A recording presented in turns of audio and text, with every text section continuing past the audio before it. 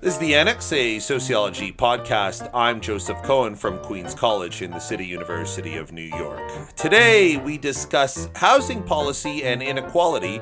Our guest is Brian McCabe from Georgetown University. My co-hosts for the episode are Leslie Hinkson from Georgetown University and Gabriel Rossman from UCLA. Our discussion was recorded on January 8th, 2019. And now we turn to Brian McCabe of Georgetown University. Brian authored No Place Like Home, Wealth, Community, and the Politics of Home Ownership with Oxford University Press. It's a book that talks about home ownership and its role in Americans' personal economic fortunes and its central role in American society. It's a fascinating topic and a pleasure to meet you. Welcome, Brian. Thanks for having me.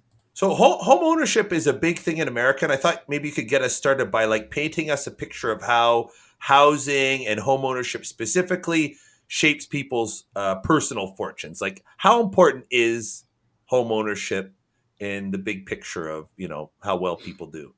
Yeah, for sure. I mean, one of the things that I talk about in the beginning of the book is when you ask people about sort of what constitutes the American dream, right? Sending your kids off to college, doing better than your parents did, climbing the social ladder. Owning a home continues to be sort of at the very, very top of that list. And what was sort of striking to me, I wrote the beginning of this book kind of on the heels of the housing crisis, is that commitment to home ownership sort of didn't dip very much. It did not dip very much, right? So there was this sort of brief period where homeownership seemed a little bit less important, but it sort of rebounded very quickly to continue to be sort of one of the things that Americans hold dear. And so that's sort of kind of how I got started in the book, thinking about the different reasons that people want to buy a home, right? And so the kind of one that we go back to the most is the promise of building wealth through home ownership. But there are a lot of other reasons when you talk to people about why they want to own a home, about what they say, right? So they talk about having a place that's theirs, the security of home ownership, right? The sort of the idea of building communities through home ownership, of staying in a place for a long time.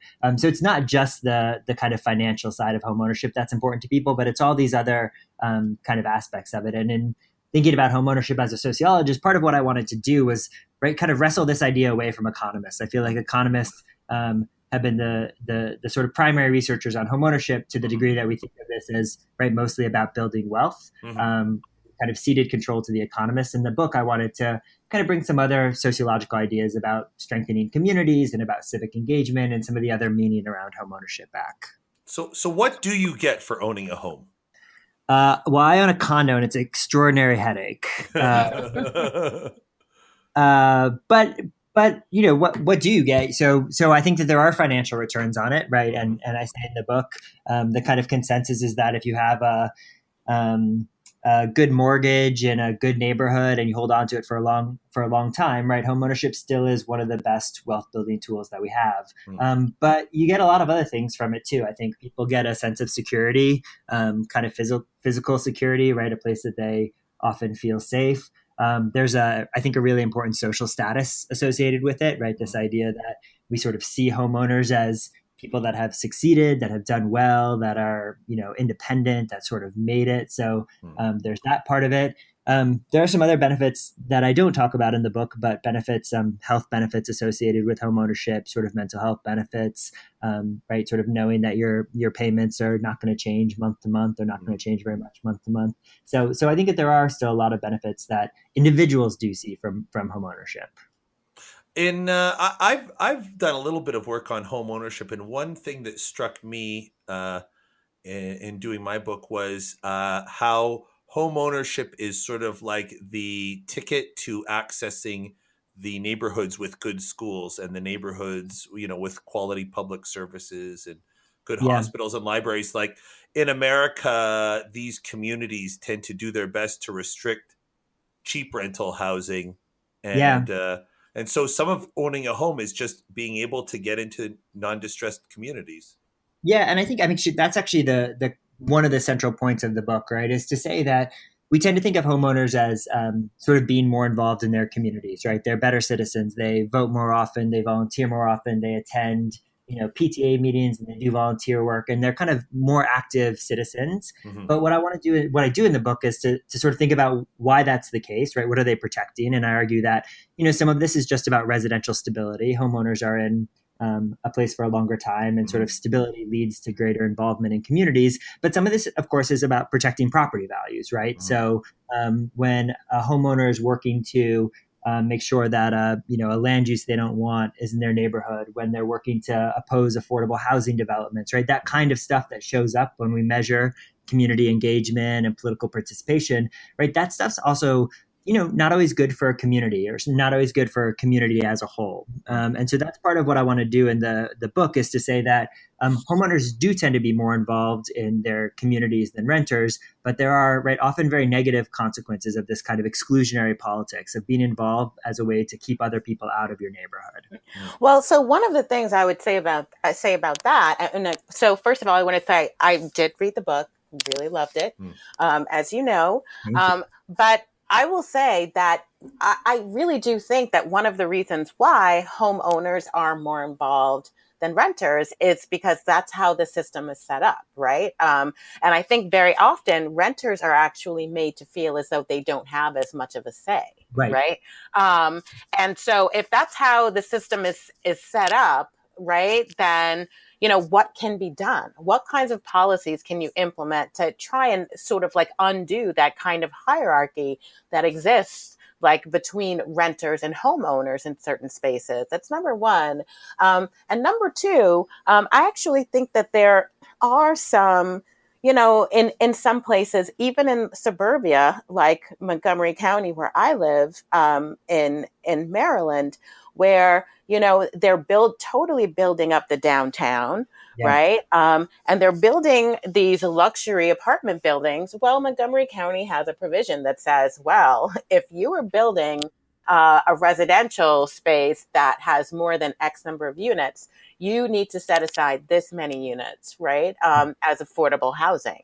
Right. And number one, that's one of the ways in which you get lower income, and that includes, poverty level, working class, and also lower middle class residents to move into a high rent, if you will, district, right? That does have really good schools, that does have great services, while also, helping to alleviate any kind of fear that many of the residents, even in such a quote unquote liberal county, that they will be overrun by the have-nots. Yeah. Oh, come on. The problem with that is that it just raises the costs. And so perversely inclusive zoning, can actually lead to less construction, because if you say, you can only Not make in Bethesda.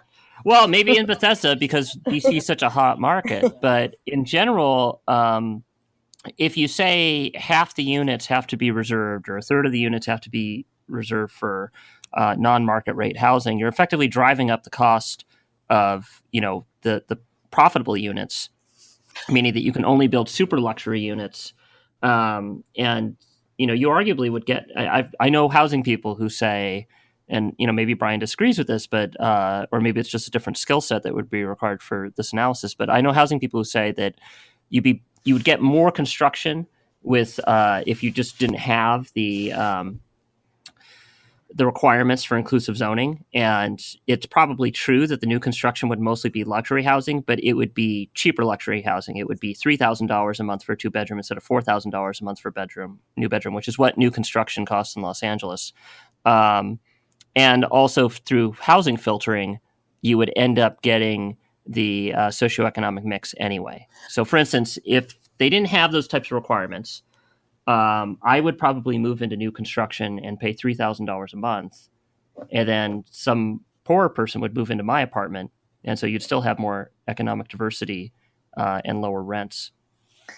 Well, here's the thing. I don't know. So Gabriel, I totally get your point. I think one of the big takeaway points from what you said, initially, at least, is that different policies actually work better like in different places. So you need to be really careful about like thinking about having these blanket policies, and then, but also number two, I think part of the rationale for doing this isn't. I mean, it's to ensure that low income people aren't segregated perpetually from everyone else. So, I mean, if Well, it wouldn't be perpetually. You'd get filtering. It may, in the short run, you might, but once the construction gets to be a few years old, it would be less valuable. Then you would get housing filtering, and you'd have more of a just mix. for background, filtering is a process where it's a vacancy chain for apartments. So yeah, so like when somebody builds a really nice apartment, the new apartments go to rich people, because when you build a new apartment, it only costs an extra couple $1,000s to put in marble countertops and that kind of shit that mean you can double the rent. And then and so it's way worth it to make a luxury. It only costs like, I don't know, 10% more to make a luxury apartment than it does to make a non-luxury apartment. So of course you're going to make a luxury apartment because you can charge twice as much, and the construction costs are marginally higher. Nothing. Yeah. And so to first approximation, all new construction is luxury construction. But after a building is 20 years old, it's not that luxurious anymore. It's a little bit out of fashion. It's starting to get worn down. The paint looks like shit. Right. So pass it down to the pools. That's not what I don't. Yeah, exactly. Oh my God, Brian. Sorry, we digress. We digress Sorry, there. Brian, I almost had to run over to your office, Leslie. On the mic. No, I mean, I think filtering happens in a world of economists, right? Where we think outside of constraints, right? So filtering with like if you think of trading in your car after 3 years, right? For you make a little more money now, you want a new car. The cost of trading in your car is extremely low, right? You don't have a social network around your car. Your church isn't in the neighborhood where your car is, right? So people actually don't sort of filter housing in the way that we think of it as this sort of easy commodity where you just make a little bit more money and you get a better house, and a couple of years later you make a little more money and you get a bigger house, right? It's just sort of you can still keep all those Tebow goods if you just move within the same neighborhood. Well, right, but there's cost of doing that too, and housing is so spatially segregated that if you want to upgrade from your from one apartment to the next, right, you often can't just do it in the same neighborhood with the same sort of walkable things. I mean, I think you do make a good point about the supply constraints, right? So what we want to do, and what people that sort of advocate for sort of this is just a supply problem, is we need to lift supply constraints that limit the amount of housing construction that's happening. So we're working on a project in DC, sort of DC Metro, looking though at where it is that new housing construction is happening. And what's fascinating about it, and this is the story of kind of all metros right now, is it's happening in the exurbs, right, in places that are really, really sort of far away from the central city. I think the Bethesda example is really interesting to me, because I think there's also this sort of misnomer, and I talk about it a bit in the book, about what affordable housing actually means, right? Mm-hmm. So in Bethesda, right, they're probably using tax credit dollars to build to build LIHTC units, affordable units in these mixed income developments. And those are probably geared at people making 60% of the median income, right? So in DC, kind of DC Metro, the median income is $110,000. So 60% is, $65,000. So we're not actually talking about housing like poor families or low income families, or even like we're basically talking about like very middle income families. It's above the national median. Well, so the one thing I will say about that, Brian, and this is again just the Montgomery County example, is that you're totally right. The vast majority of the people who end up actually applying for these for these units, right, actually are right where it is you're saying. But I also know people who make significantly less money than that, who also were able to secure spaces in these luxury buildings. Right. But the rents in those buildings are going to be set so that somebody making $65,000 doesn't have to pay more than a third of their income, 30% of their income. So It is true that people that make less money can get those units, but at a rent that's affordable to somebody making $65,000, right? So they're cost burdened, because they're living in this unit that was actually, built and financed for a wealthier family than them. I mean, this is the sort of fundamental problem with our low income housing policy is we're actually not building housing for the very, very bottom, right? Because we've taken the state almost entirely out of it, turned it over exclusively to the market, and there's no sort of financial, right? There's no financial way to build housing for somebody making 20. No, but you don't build housing for poor people. You build housing for rich and middle class people, and then eventually it degrades, and then the salvage value is housing for poor Well, that's people. the American way. That's not the only possible Yeah, system. exactly. No, it's not the American way. The American way is you don't build housing at all. If there was an American way, that would be the American way.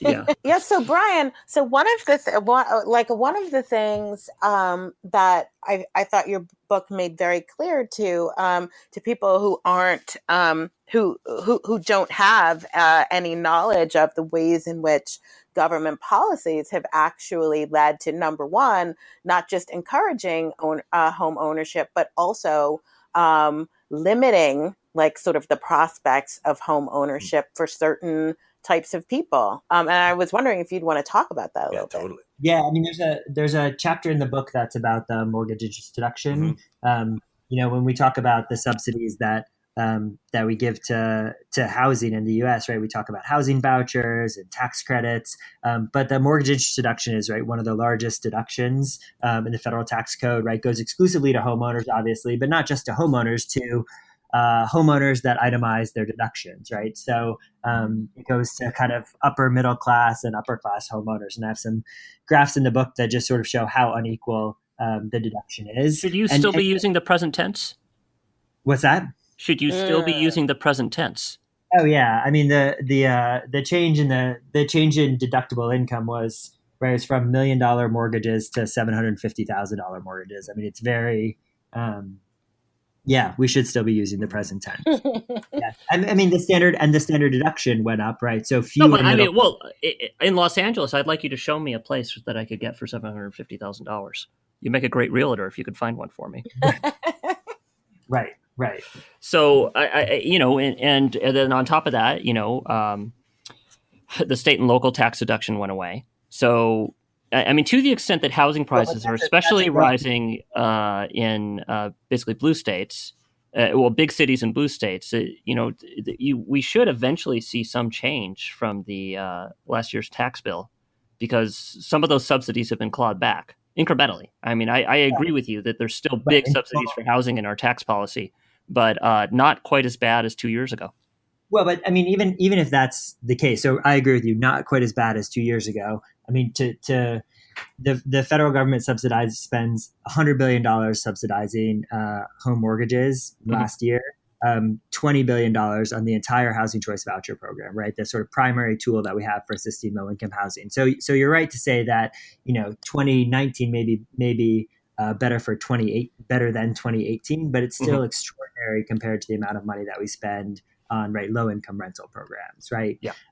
And these are, and homeowners making a substantial amount of money, those of us that itemize our taxes, right? We're sort of the least in need of housing subsidy, right. And we're the primary beneficiary of it. So I think the principle still stands, even if, right, they've been sort of slightly clawed back. Oh, I agree with you completely that mortgage interest deduction is still a middle class entitlement. And in general, a lot of middle class entitlements dwarf transfers to the poor. But sure. I am saying that there has been some improvement on that. Absolutely. Some marginal improvement. But I think sure, agreed. The other thing to put it in, right, is not only is it's costly, it's really expensive to the federal government, it's regressive, it doesn't actually help sort of poor families for sure, or even middle class families on the margins of home ownership, right? So unless you itemize your deductions, right, you're not going to be able to take it. So it's not the kind of tool that even incentivizes people that are almost able to buy a home. Now, I would contend that might not be the best goal of housing policy anyway. But if we want that to be the goal of housing policy, if we want to encourage people to own their own homes, right, the mortgage interest deduction is sort of not even good for that. And then you sort of add on to it, I think, the argument from the book, which is that it's sort of encouraging people in their communities to sort of clamp down and protect their property values, sort of at all costs, and sort of the cost of it is more inclusive communities. So, Brian, in the perfect world, in the universe that is totally orchestrated by Brian McCabe, Yeah. what and specifically in an urban American universe, Right. what what would be your primary mechanisms for uh, not even for, I wouldn't even say for ensuring home ownership. I would basically say for ensuring people having a home. Yeah. Or how about just well-being, like people's overall well-being. Well, we're talking about housing here, dude. Well, yeah, but housing is not just the space you live in. Like in America, it's a vehicle for accessing other essential services. Right. And like, it's not just Right. about living indoors. It's true. There's a lot that Yeah. you're True. buying, a lot more than just a space to live when you buy a house. Yeah, no, that's right. And I think that there are ways to think about sort of decoupling the idea of home ownership from lots of the benefits that go with it, Yeah. right? So we might think that there are benefits to residential stability, right? The ability to stay in a neighborhood that you know and near the services that are important to you and in your social networks, right? And so we can imagine even for low income renters or renters in a city like Los Angeles, right, that are being displaced as neighborhoods change and gentrify and they can't afford those rents, right? We can imagine some sort of subsidy, like a gentrification subsidy or a voucher like subsidy that enables us to sort of decouple the idea of like residential stability and subsidize that, right? So we could do that. Right. I think that there are some other models of home ownership that are not the kind of standard, like buy a house in the suburbs, kind of put all your money in that investment and then sort of do everything you can to make that property value go up. We can think of, right, there are examples of shared equity co-ops, right?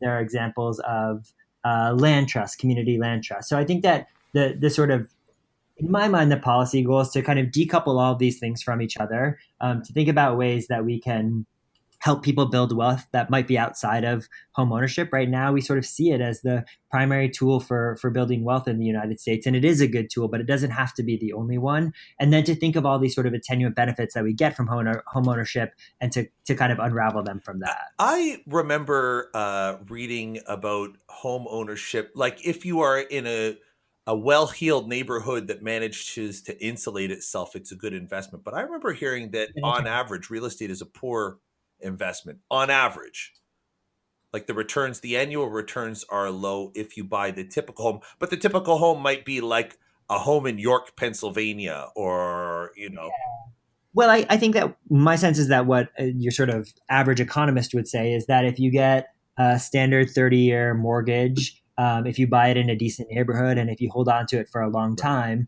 right, you're sort of, the way you're making money in the end is by regularly paying down your mortgage loan. Now, some of us, right, might own in Los Angeles or DC and buy at a time just before kind of housing values skyrocket. And so we're making money in two ways, right? By climbing housing prices and by paying down a loan. But that's the sort of caveat, I think, to all of it, which is that, right, it's a long-term mortgage in a decent neighborhood where property values are at least stable and held for a long time, and it ends up still being a good. So if I understand you correctly, wait, can I push back a little on that though? Can I push? Well, let me just jump in. So what I understand, and I kind of agree with this, is like, let's say that you had a choice between paying $2,000 a month in rent and then taking $1,000 a month and putting it in an index fund, or paying $3,000 for a mortgage. Right. And in some mathematical model that some finance economist has published somewhere, they'd say that you could make, in the median neighborhood, you could make more money with the index fund. But the problem with that is nobody's going to actually stick to putting that money in the index fund.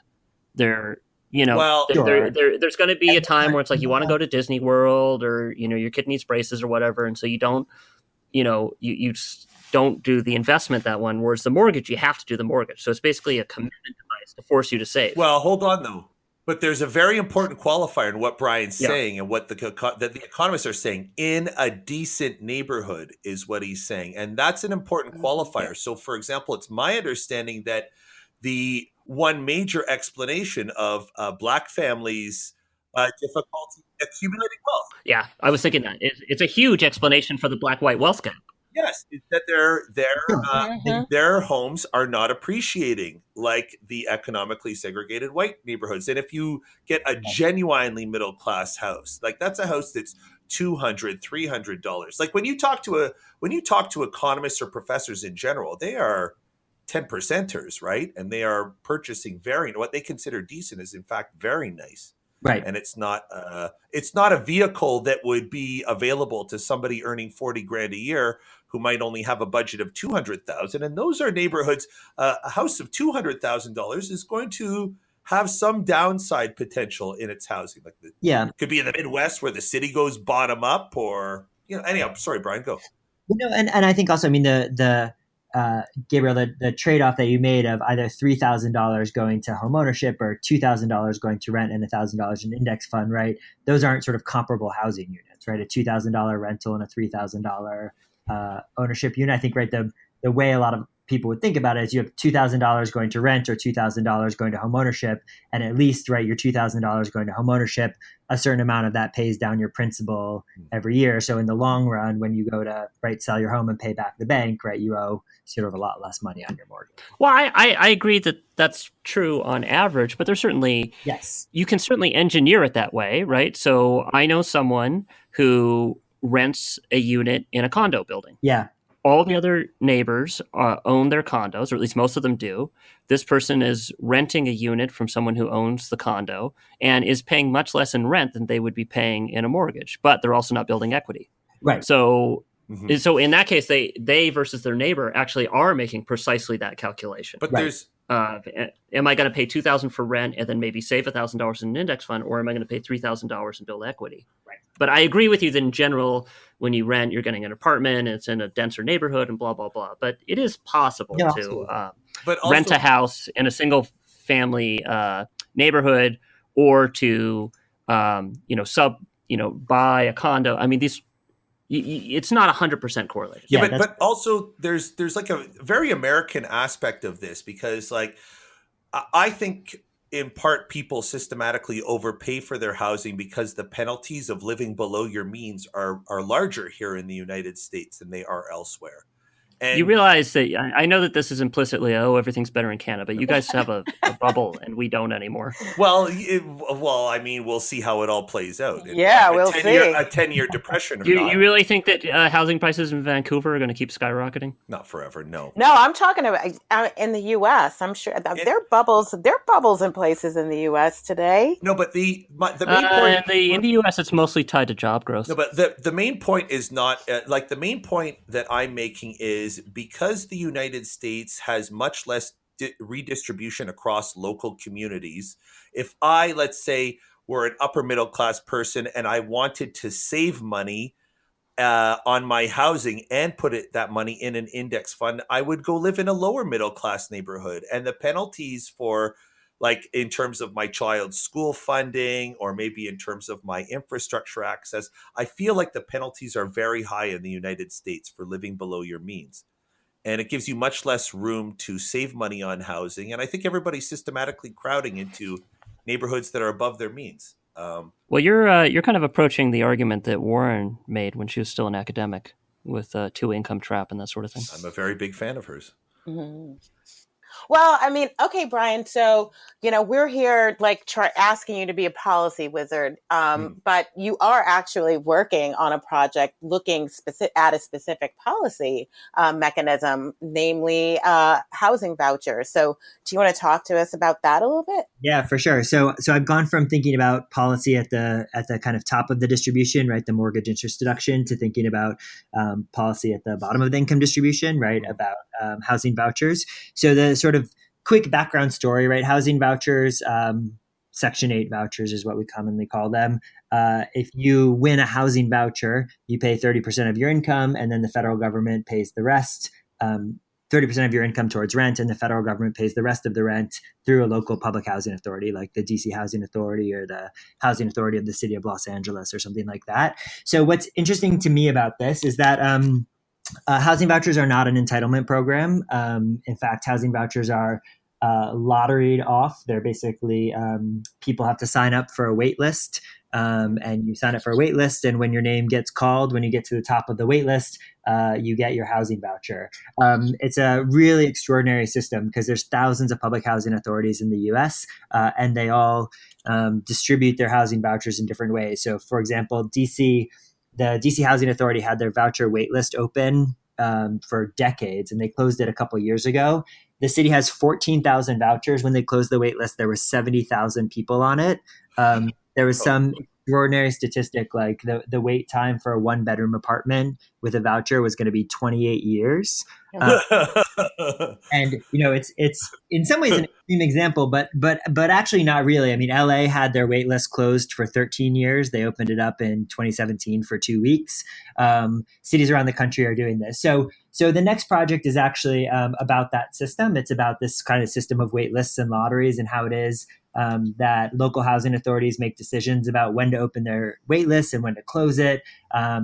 How to select tenants, kind of different local preferences that they might have, and what it means for the country, for our kind of welfare state, for the social safety net, to use to run our housing assistance programs as a lottery rather than an entitlement program. I always tell people, like, imagine if Medicaid, right, was run by a lottery, right? Yeah. You sign up for a period, a quarter of you would get it, and the other 3/4 of you wouldn't.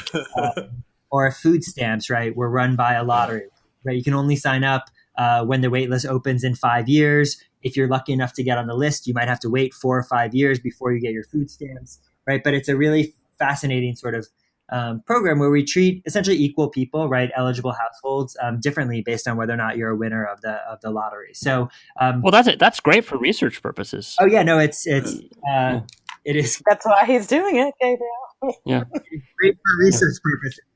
It's less good for public policy, but it's great for research purposes. Why aren't they just building housing? Why doesn't the government just build a ton of housing, create like residential subdivisions, and make a train there?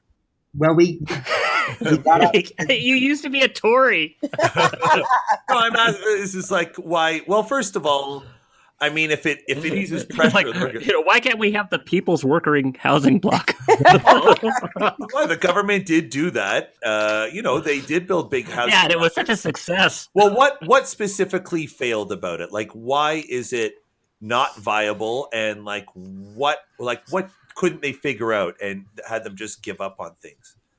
Well, fundamentally, what happens is it created concentrated poverty, and it became very unpleasant places to live, which is why they switched to Section 8 from concentrated housing projects, kind of the Great Society model. Yeah, and I think that's the big answer, is that public housing developments concentrated poverty and disadvantage in certain neighborhoods and segregated neighborhoods. But there are in between models too, right? So there was a program where the federal or the local housing authorities would lease private units and then sublease them to tenants, right? So the local government becomes the intermediary. They're not building units, but they're leasing units. There are ways that we're incentivizing, right, private development through like tax credits, like we were talking about earlier. So I think that I actually think the answer is, and this will be the kind of final chapter of my next book, is right. I don't think that you can house poor people based on a market solution alone, and we sort of turn this over entirely to the market. That there needs to be some government intervention in building people for whom the market will never build housing. But yeah, I mean, we're sort of out of the business of building public housing, and we're actually in the business, right, of tearing down public housing. Originally, the most distressed public housing through Hope 6, and now, right, this transformation of the public housing stock through a program called RAD, which is essentially like privatizing the public housing stock. So that's certainly not the moment that we're at in the U.S. We haven't been there for a while, where the government has a sort of real role in building housing. Yeah, or subsidizing it the way they would subsidize middle class housing with like the same vigor, Right. Yep. It does mean I've gotten to travel to like scores of public housing authorities. I think by the time this project is over, I probably will have visited more public housing authorities across the country to do interviews. That'll be my Guinness Book of World. What's your take on them? Are they very modern and like innovative thinking, or does it feel like an old fashioned utility when you're engaging them? Like, are they thinking about new housing models? And no, some of them, it's really fascinating. There's some very, very innovative public housing authorities. There's about 40 agencies that have a designation from HUD as moving to work agencies, which basically gives them kind of flexibility to innovate around program rules. So there's a ton of interesting things kind of happening in public housing authorities on the ground. And, the variation is wide. Some of them are kind of very standard, like running a very standard program. And some of them are thinking really seriously about questions of self-sufficiency, about increasing the housing stock, about how you spread like scarce resources to help people that are the most at need. So there are a lot of innovative programs around it, but yeah, it varies. You've been listening to The Annex, a sociology podcast. You can visit us on the web, sociocast.org/annex. We're on Facebook, The Annex Sociology Podcast, and on Twitter @SocAnnex. Music is by Lena Orsa. Our producer is Liseth Moreno. On behalf of my co-panelists, I'm Joe Cohen. Thanks for listening.